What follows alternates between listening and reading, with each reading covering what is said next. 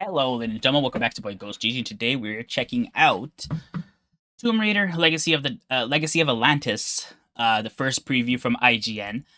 So this is like their first time actually seeing gameplay of this game that isn't like a trailer. We saw a few trailers in the last like a week or two, and it's like the first proper gameplay or like a preview or whatever. So let's get into it. Gotta say, captured your good side. You know what Tomb Raider is. Chances are you've played one of Lara Croft's many adventures. Yeah, I have. At least one of the cinematic action adventures that her original 1996 expedition inspired, whether that be the Uncharted, Horizon, or Star Wars Jedi series. But now it's time to go all the way back as Legacy of Atlantis takes us full circle in a reimagining of the story that kickstarted an entire genre. Yep. We recently had the opportunity to play through its short water puzzle, cartwheel, and dinosaur shootout filled demo, which look at that. felt familiar, albeit with a gorgeous new lick of paint Oh. and more modern Full transparency, I have never played any of the original games, I believe. I don't think I have, but maybe I played one of them. I can't remember. I've only ever played the 2013 remake of the series with like the I think they called the survival series, Tomb Raider, Rise of the Tomb Raider, and Shadow of the Tomb Raider. I've only ever played those ones. So, yeah, I know Legacy of Atlantis is a remake of a classic. I don't think I've played it though. I don't think so. tweaks sprinkled in. This mechanism looks like the waterfall regulator, but clearly it's not working. It was fun, and we were left intrigued to see how deep this merging of an old story told using a new box of tricks will go when the full game releases next February. 30 years is a long time, especially in the rapidly evolving world of video games, and if you've picked up a controller and attempted to play the original Tomb Raider recently, nothing emphasises that like how Lara Croft controls. Stiff and heavy, with your thumbs the victim of her sluggish turning circle, Lara's maneuverability resembles that of a transatlantic ocean liner more than an enterprising Atlantis explorer. Thankfully, this remake, co-developed by the series' long-term custodian Crystal Dynamics and newcomer Flying Wild Hog, fixes this. This Lara is light on her feet, with a floaty jump more reminiscent of Princess Peach than Nathan Drake. It takes a little getting used to at first, especially if you've become accustomed to the adhesive-fingered approach that Naughty Dog injected into the action-adventure game, which was the foundation for Tomb Raider's most recent Survivor trilogy. Stunning.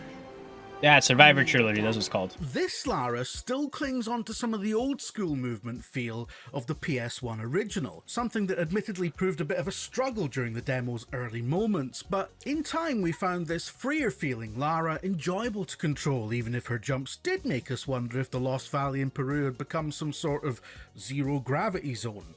Ultimately, its more old-school influenced approach helps build into the idea that you're truly exploring an environment rather than clambering along a set path. The small area of jungle we were dropped into contained one of the classic cog and water puzzles that Lara has worked her way through dozens of times over the years.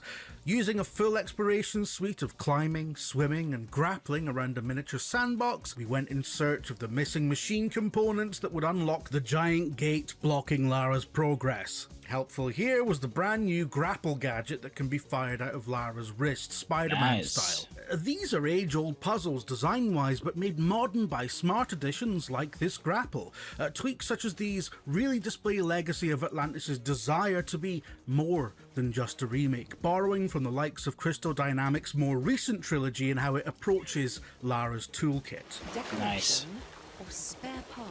A further addition is the number of collectibles littered throughout the world and the ability to survey the environment in search of the secrets using Lara's scanner. From what we can tell, Legacy of Atlantis is still a largely linear adventure, but venturing off the main path will reward you with all sorts of treasures, whether they be documents that build out the lore of an ancient civilization, or objects that grant Lara extra skill points. Unfortunately, the skill tree menu was locked off to us in the demo, so we okay. can't tell exactly how we'll be able to tweak her abilities. There is a skill tree but its menu, though. mere existence is again a sign of newfound depth, and that Yeah. all makes sense because although Legacy of Atlantis is a retelling of the British adventurer's first story, it's actually part of the same universe now Yeah. as the prequel trilogy that ran between 2013 and 2018. It's the So I was just going to ask that because I think they mentioned that before, but I couldn't remember.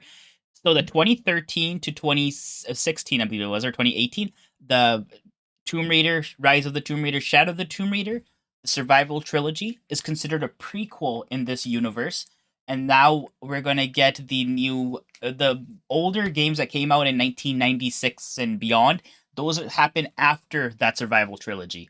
So, because if you remember those original games, she's already a established Lara Croft. It isn't like an origin story for those games. Those are just she's Lara Croft, she's a Tomb Raider, she's a adventurer and all that stuff.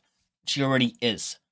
Then we got these prequel games, the Survival Trilogy, and now they're officially making it a canon kind of thing. Like the Survival Trilogy happened, that's prequel, and then Tomb Raider back in '96, Legacy of Atlantis, and every other Tomb Raider that came after is part of the story beyond. So I'm assuming in this game we're gonna get references to such as the Endurance, Yamatai, and where did we go to Rise? And Rise of the Tomb Raider, we went to like we went to Syria, right? That was Syria, and then Shadow of the Tomb Raider was like South America.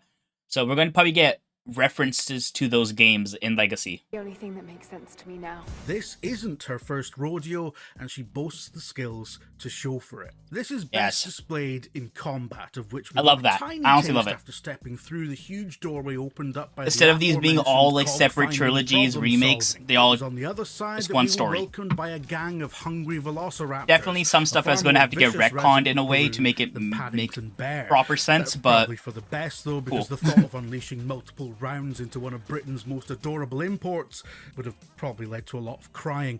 Thankfully then, it was the job of one of Britain's most deadly exports to take on these prehistoric menaces instead, dodging, cartwheeling and backflipping out of the way of their deadly lunges. Get enough room between them and you'll be able to fire those iconic double pistols that handily come complete with unlimited ammo. The shooting felt snappy and responsive, but really came alive once another new skill up Lara's non-existent sleeves was introduced, the focus system. Look, we don't have that much footage, so I'm just going to show you all that again, right? Performing well-timed acrobatics during combat and evading enemies at the right time builds up the focus meter, filling up charges that can be used with a quick press of the right bumper. Upon doing so, she stylishly spins into the air and enters bullet time, allowing you to unload full magazines into enemies as they practically freeze in the line of fire. It's a great addition to the action, further bringing these classic fights into the modern age while giving Lara a welcome edge in encounters. We're intrigued to see if more powerful uses of these focus changes await deeper in the game, perhaps where they could be used in a similar way to how Sucker Punch's Ghost series grants you devastating attacks and abilities at the cost of using more than one circle of energy.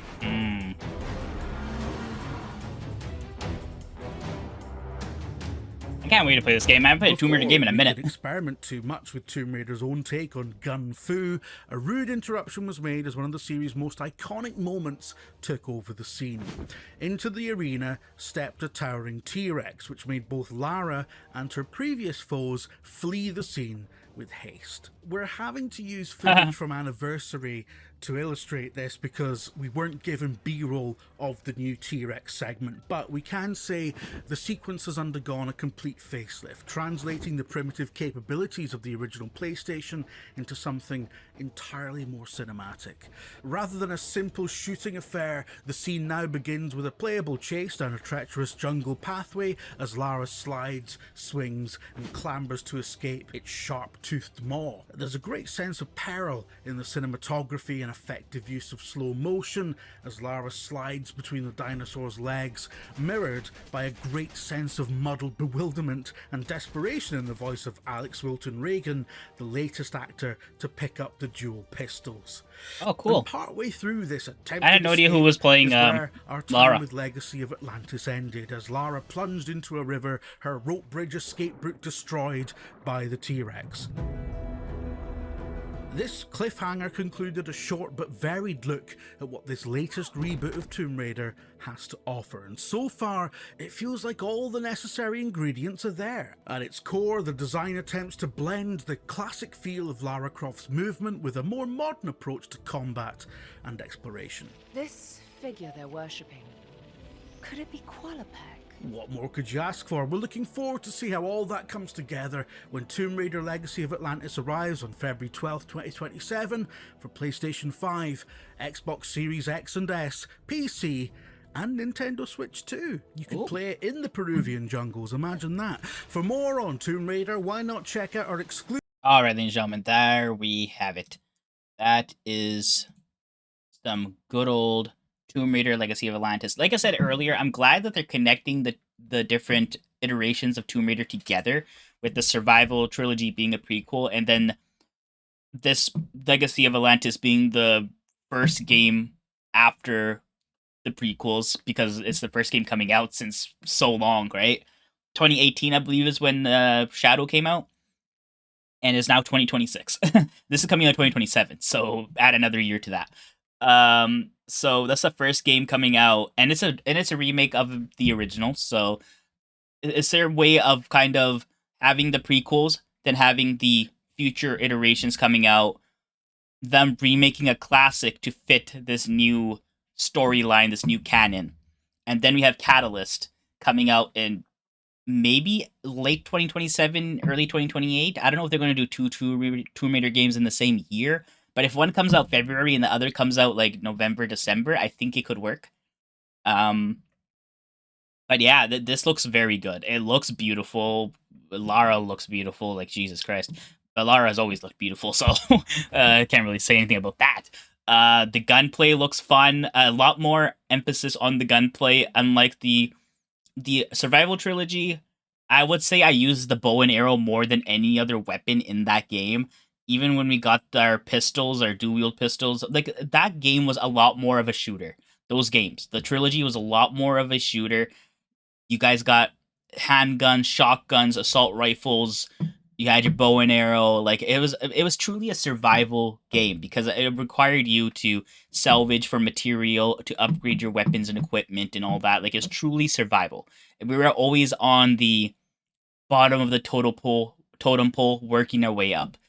In this new iteration / remake of the series, we're going to be more than established. I think Lara was in her 20s in the Survival Trilogy.